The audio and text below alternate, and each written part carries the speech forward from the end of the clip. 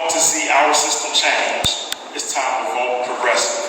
I am the first black man candidate in the history of Georgia to run a progressive campaign for district attorney. I'm the first black man to run for DA to say we need to end cash bail. The cash bail system has disproportionately discriminated against black and brown communities by keeping poor and minorities locked up simply for not being able to buy their freedom. We need to correct the wrongs of the war on drugs that we all know destroy the black community. That's how it looks. You finish.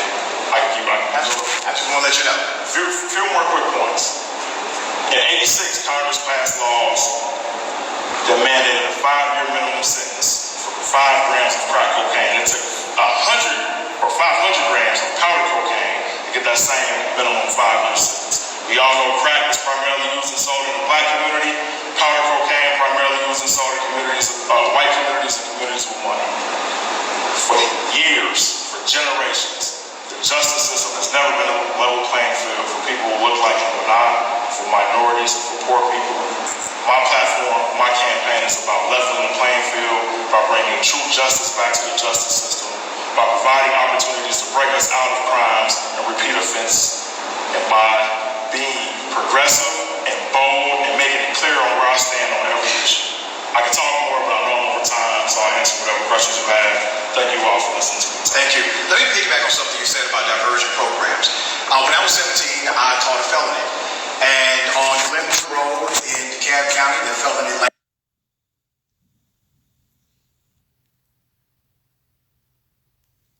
and I work with many of them today, is designed primarily around certain offenses. And also there is typically an age qualifier as well. The younger you are, the more likely you are to qualify for a first offenders program.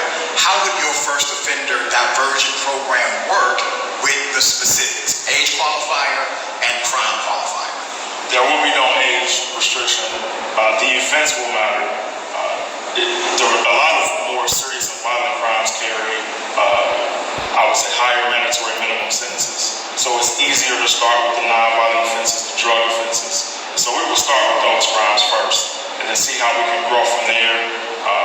When we use best practices. So the system that I'm basing this off of comes from Seattle, Washington. In 2011, they established a system where people charged with drug possession or prostitution were given the ability to be aligned with treatment and services to break them out of that system. So I had the opportunity to go out there in 2018 and study this. They've had over 500 success stories where these people now have jobs, they have apartments, they're off of the streets. So they figured out a way to get crime rates to go down by getting employment rates to go up. That made the school system ratings go up. Property values have gone up because of this system.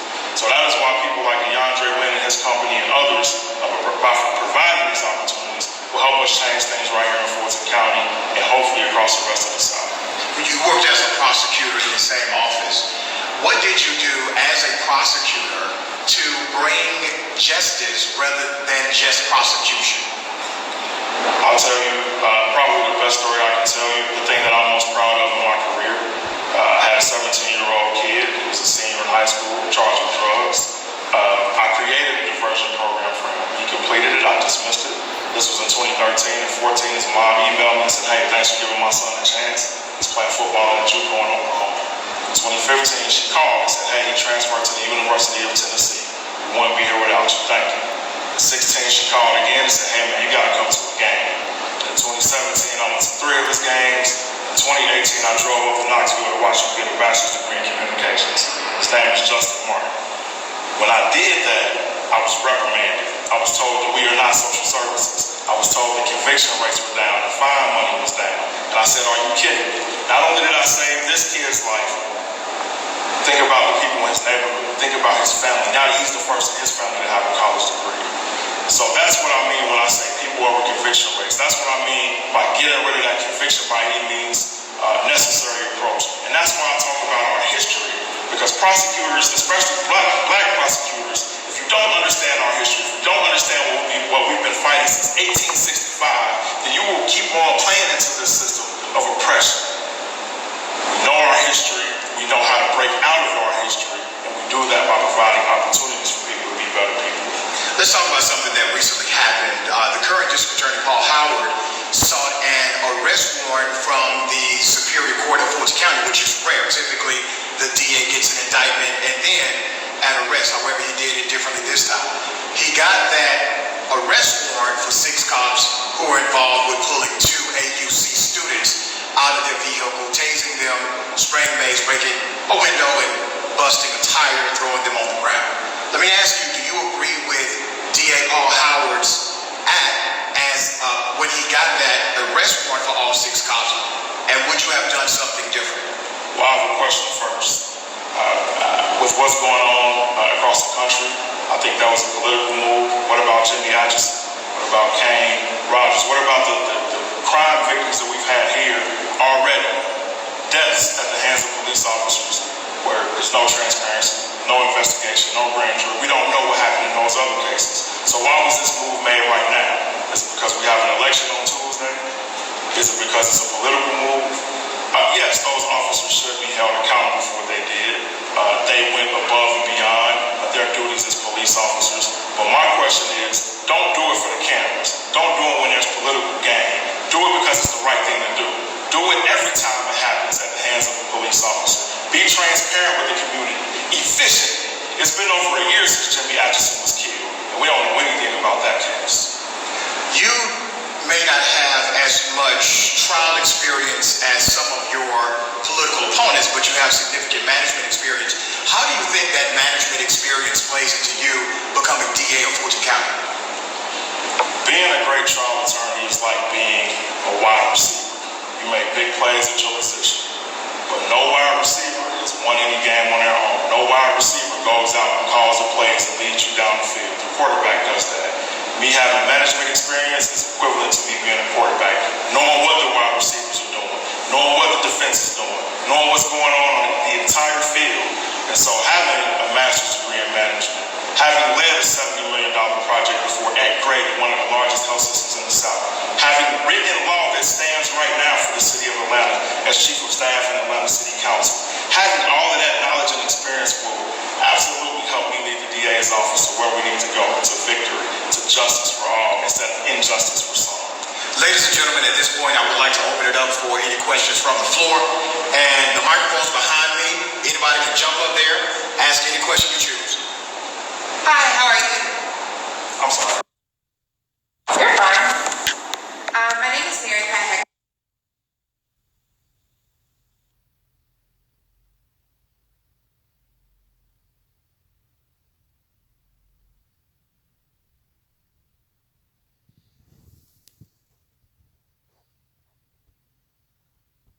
So I would like to know your position on chiseling away or restructuring the immunity.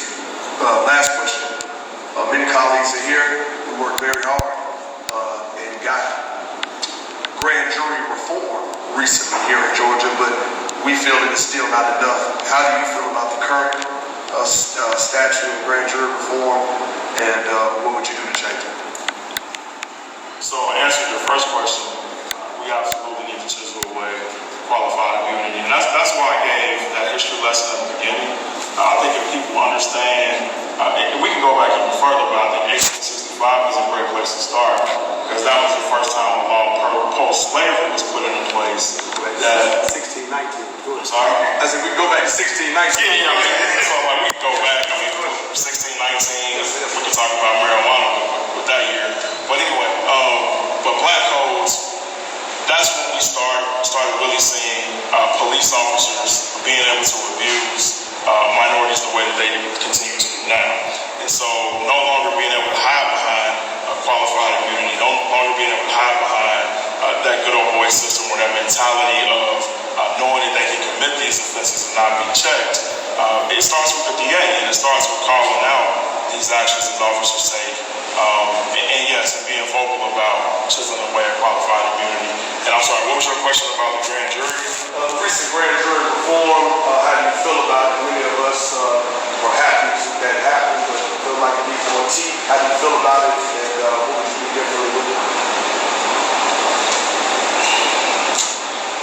I think that grand juries now, Specifically related to all. as officers. So again, I think that falls back on the DA, making sure that those cases even get presented to grand juries. Because if the DAs don't take the action to present those cases, then the grand jury can't say, hey, give it to me myself. The DA has to prepare it to be presented to grand jury. And I think, again, going back throughout history, there's been this mentality of protecting officers from wrongdoing. I don't know if it's because of qualified immunity, I don't know if it's because of the racism that's ingrained in our DNA as a country, but I think having a DA willing to do that, saying, hey, officer, if you go above and beyond your duty, if you victimize or criminalize somebody, we're going to make sure that this goes to grand jury to try to get this indicted. Point of personal privilege. There's a societal response. There's a societal response right now because there are two sets of rules. There's rules for us, and then there are rules for cops. Grand jury reform in particular, because I worked on that myself. Basically, if a cop is accused, the cop gets to go directly to that grand jury and give a narrative without the benefit of having anybody basically rebut what the narrative is. I can't do that. Marcus can't do that. That's why you see the societal response right now. It's not only because bad cops do bad things. It's because when they do, there's a different set of rules for them. Would you support grand jury reform that would eliminate their ability to approach a grand jury in a way that a regular U.S. citizen could not? Absolutely. The defendant in any other case, as you mentioned, was not a police officer. They don't get to testify in grand jury. So there should be no special privileges for police officers to continue to do so. And that's why I was making the point in that last question, that it's incumbent upon the DAs to make sure that these get presented the right way. And yes, I absolutely wholeheartedly support that police officer should not be there testifying. How you doing? Good, how you doing? When it comes to police accountability, we saw that Officer Chavez had more than 17 complaints filed against him over his 17-year career. Can you commit to making those complaints public record to the entire community? Because one thing that the public doesn't know is they don't know the officers that patrol their streets. They don't know what type of individuals these are. And secondly, with that amount of complaints filed against you, are you open to creating some sort of 3 strikes rule? 3 complaints and you're gone? Because I feel like the only way that we can really change policing and accountability is to actually weed out officers that consistently abuse people, that are consistently violent. As you can see right now, even the way that we're handling these protests around the country, police officers are still being brutal to people, and those complaints should be filed on their records and they should be removed. So are you open to committing to making public record the complaints filed against officers for the entire community to see, and placing some sort of limitation on how many times you can have legit complaints filed against you before you are terminated? Right, yes, sir. I think that came up in another question a few questions ago, where I talked about having a conversation with all of the police chiefs of Fulton County to establish a system where all public complaints go in files permanently, and then there's an escalation system once you hit a certain mark. So we're looking at suspension and termination after certain points. Are they made public though? Yes, right. That's what I'm saying. So that they are public, yes, sir. We have 3 minutes left. We have to be respectful of the other candidates. When it comes to police brutality, we know that there's a system that is corrupt. What is your plan to go about not just the police officers, but those that aid in the corruption? For the George Floyd case, there was an autopsy done by the state that said he didn't die from the knee to the neck. But then there was another autopsy done that said he did. So how do we weed out that type of corruption where we're being misled publicly, and will you be able to hold those people accountable? You're talking about medical examiners? Anybody within the justice system. Any bad actors in any part of a case should be held accountable.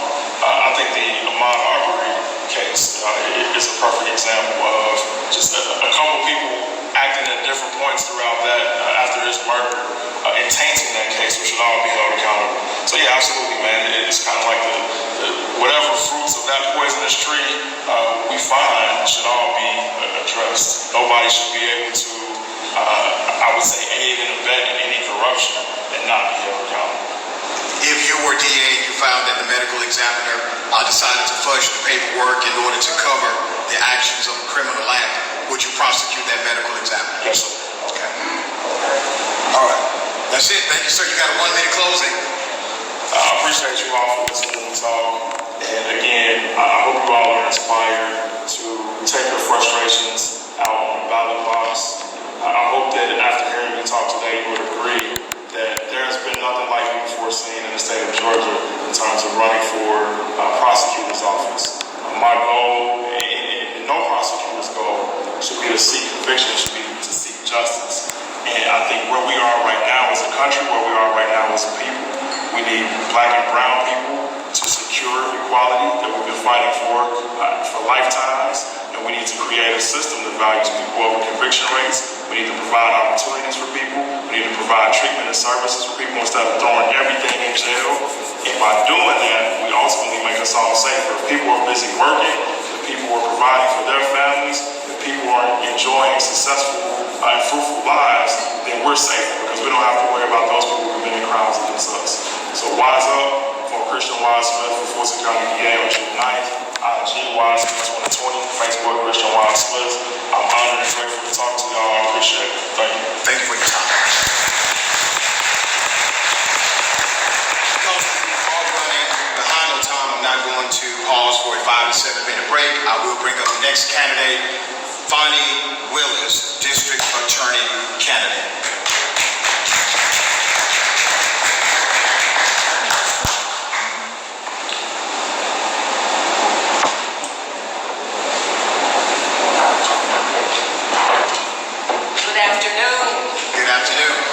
They told me I had a 10-minute speech, now they say 5.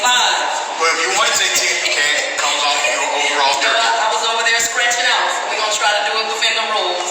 I'm here to tell you why June 9th, 2020 matters in terms of the district attorney's race.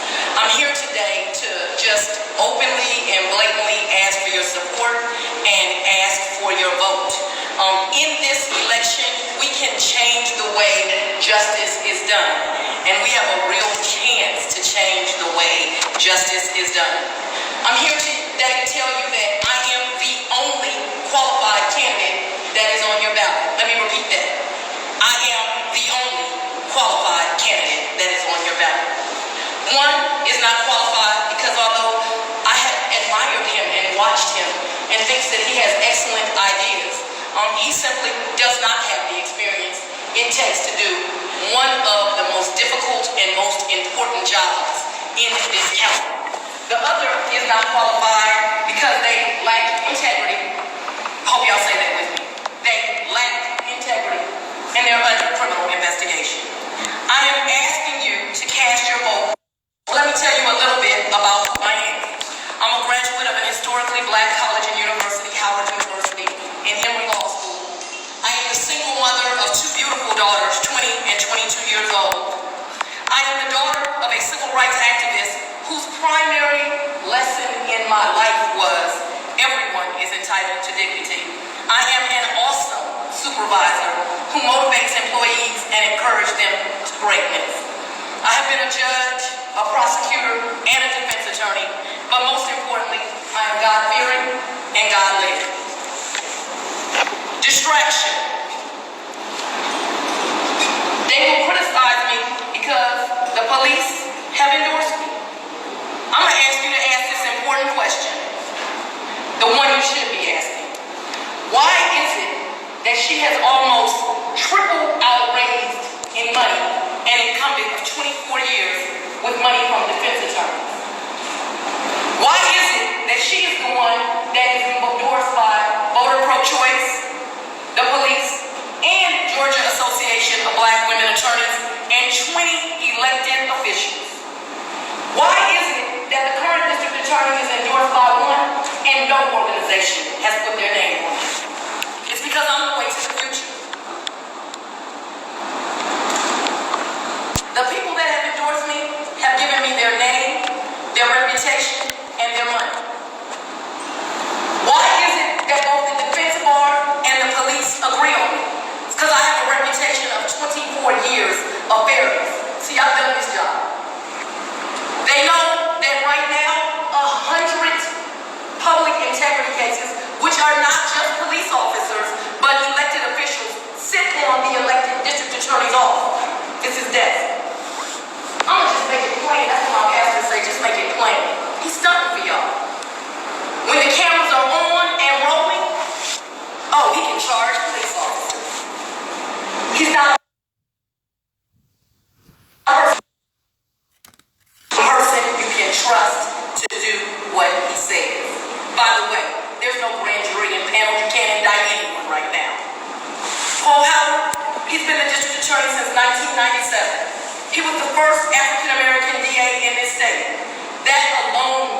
that I, as a black person, as a black attorney, took pride in. I was proud to work for the first black elected DA as a young African-American attorney. But his time and his perspective is long ago gone. He has made the office about him. He does what is right, only for glory, and not because it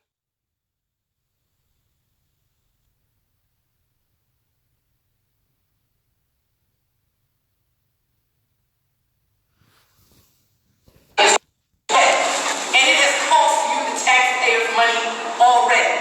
So far, there's already been one settled lawsuit for his conduct. He has 3 federal lawsuits pending. You, the taxpayer, will pay. It's not okay that there's a tape out there with an employee where he's asking her for some. I'm gonna let y'all fill in the blank. It's not okay. If you are okay with the way he treats women, how about the money? See, let me tell you, I was fooled. For years, he had me convinced that he cared about the community and he cared about children. We know I've taken a lot of abuse about children. But when you take $195,000 of a $250,000 budget that was supposed to pour into kids when gangs were trying to get them, and you put it in your pocket, your credibility goes out the window. Somebody say this with me. See, the problem with absolute power is it corrupts absolutely. The current DA stands absolutely corrupted because he is drunk with his 24 years of power. But worse, when he is removed for violating the law, and it is clear he did, Governor Kemp, somebody repeat that, Governor Kemp will be the one that gets to appoint. The choice will not be in your hands as Fulton County Democrats. It will fall in the hand of the governor, and whoever he chooses, hey, that's who y'all be stuck with. You say, Miss Willis, Judge Willis, what law did he violate? A few, but let's try this one for size. OCGA 45-11-5, extortion, subsection A. As used in this code section, the term extortion means an unlawful taking by a public law officer under color of his office from any person of any money or thing of value that is not due to him or more than is due to him. Any public officer shall be by himself, his deputy or his agent, or other person employed by him be guilty of extortion in receiving other and greater fees than by law are allowed him, shall be guilty of a misdemeanor, and repeat this part for me, and shall be dismissed from office. Not maybe, shall be dismissed from office. What is the oath of the district attorney? Under OCGA 15-18-2, the district attorney shall take the following oath. I do swear that I faithfully and impartially and without fear, favor, or affection discharge my duties as district attorney and shall take only my lawful compensation. So help me God. Y'all tell me if he violated the law. We don't have to guess if he did it. He has publicly said he did it. He wanted to make more money. We all want to make more money on our jobs. You cannot, as a chief officer, do what he did. Between the lawsuits and the extortion, he has disqualified himself to serve. Now, why should you elect me? Because I'm qualified. I have 24 years of experience practicing law. I spent 6 of those years as a defense attorney. In those years, I have represented people charged with petty crimes and people charged with murder. I understand the turmoil that goes on when one has the power of the state against them. I have also worked as a judge and a prosecutor and as a civil lawyer. I am compassionate when the cameras are on and when the cameras are off. I am known for sending young men who have made terrible mistakes to alternative programming when appropriate. I have passion for all victims, black, white, rich, poor. I am ready to serve on day one, and when I am elected DA, the first thing we will do is create and implement. Implement's going to be an important word. The first pre-indictment diversion program. This will keep thousands of people, did anybody hear me? Thousands of people from ever being formally charged with a crime. I want you to know that the current district attorney has lots of programs, but if you dig a little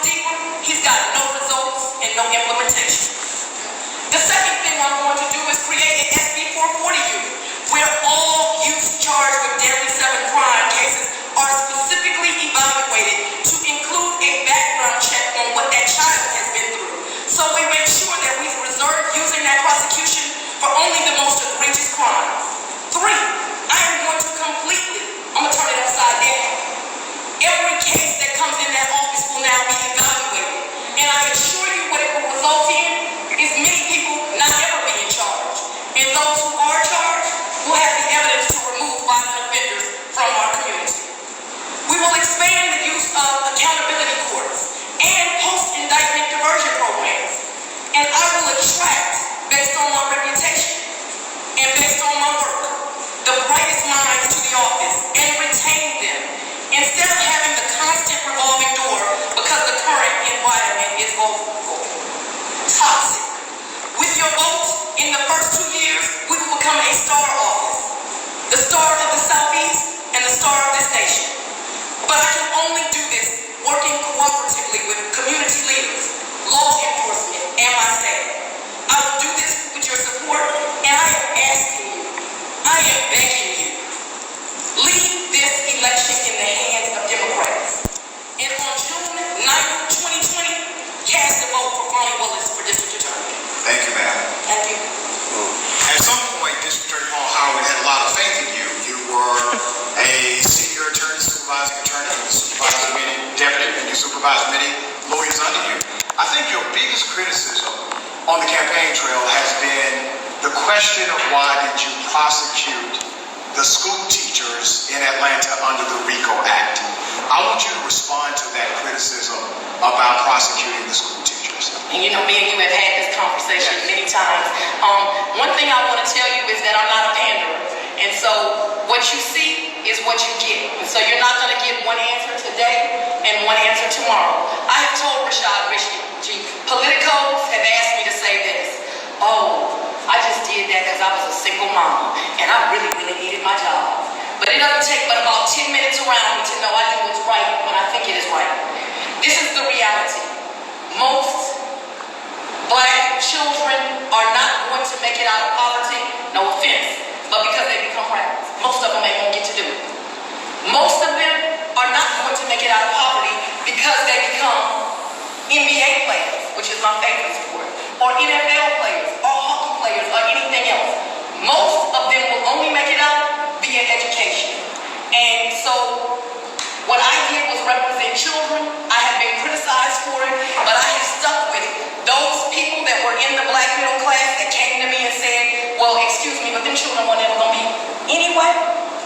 I tell them they're wrong. And there was the right opportunity. They can achieve anything. And I was the one that sat on hundreds of people's couches and listened to how their babies could not do the work, could not make it. And as a result, dropped out in 10th grade, and guess where you get to see them?